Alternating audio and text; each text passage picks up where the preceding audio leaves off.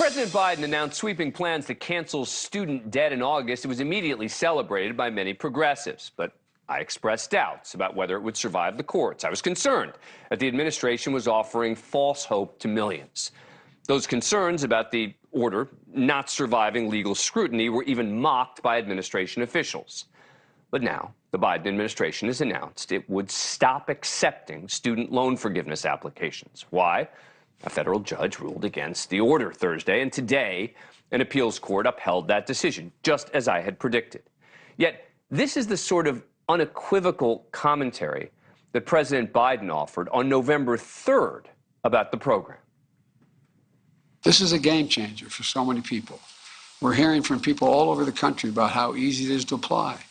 Close to 26 million Americans have already applied, already given us the information to consider, so that they consider life-changing for their families and for them. Now, the website that previously allowed the student loan application process shows a message titled "Student Loan Debt Relief is blocked."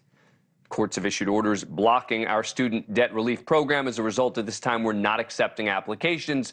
We're seeking to overturn those orders. The site goes on to say the administration will fight in court for the program, and the department will hold the applications of the millions of borrowers who already applied for the relief. Now, this comes after the 8th Circuit Court of Appeals issued a stay today preventing the Biden administration from moving ahead with forgiving hundreds of billions of dollars of federal student loans.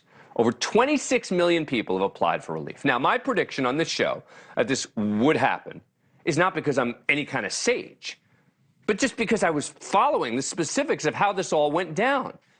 It was via an executive order, not through the passing of any law.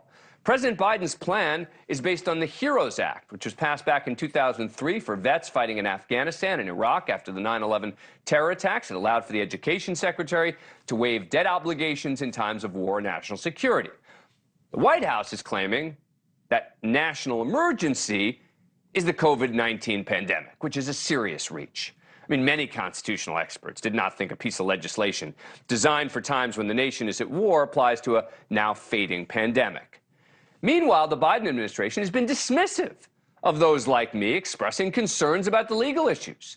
Education Secretary Miguel Cardona reacted late last week saying, quote, "We're disappointed in the decision of the Texas court to block loan relief moving forward. Amidst efforts to block our debt relief program, we're not standing down." Okay, not standing down is much more measured than what he said just a few weeks ago. We promise to fight to protect you from baseless lawsuits trying to stop us from providing you debt relief. We will not stop fighting for you. Whatever you think of these lawsuits, they aren't baseless. And yet that's also how the White House press secretary is characterizing them during an Air Force Press One gaggle this weekend. We're confident that this baseless decision will be overturned. And when it is, we will quickly process relief for the millions who have already applied. Baseless again. They shouldn't have been so confident. Look, I've made clear, I think that the $300 billion plus plan is unfair to many. I think for people who didn't go to college to have to subsidize those who did is troubling, and many people who've already paid off their debts are frustrated as well. But my main concern is a legal one. How the Biden administration was trying to exploit a nearly 20-year-old wartime law to cover what was clearly an effort to meet a presidential campaign promise just in time for the midterms.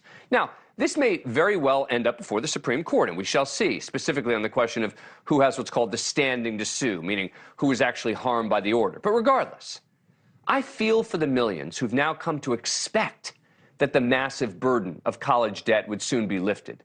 They may have already made plans for that money. They weren't warned by the administration this was going to be a very tough legal fight first. In fact, they were told just the opposite. I fear that many have been misled by an administration focusing only on what they hoped would happen next, almost a campaign promise, and not the legal realities of it. Thank you for watching. Go to newsnationnow.com to find NewsNation on your cable provider. And don't forget to click the red subscribe button below to get more of NewsNation's fact-driven, unbiased coverage.